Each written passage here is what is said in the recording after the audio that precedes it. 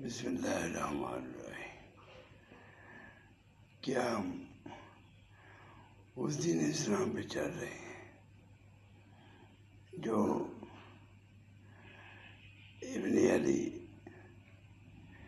حسین رضی اللہ تعالیٰ عنہ نے یزید کی حالت پہ بیعت نہ کر کے جس اسلام کو بچایا تھا، کیا ہم اس دین پہ عمل کر رہے ہیں؟ ہم اس کے مطابق اپنی زندگی گزار رہے ہیں؟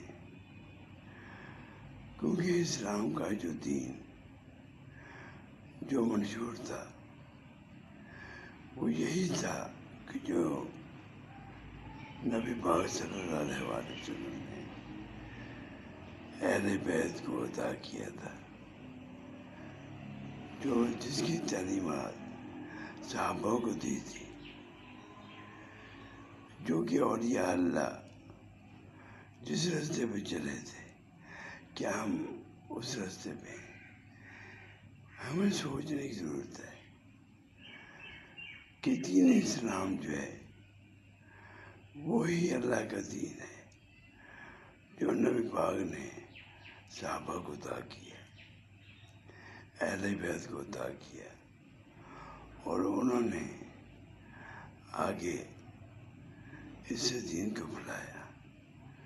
ہم کو سوچنے کی یہ ضرورت ہے کہ ہم حق میں ہیں، کیونکہ صحیح دین وہی تھا جو یزید سے امام حسین مقام نے بچایا تھا۔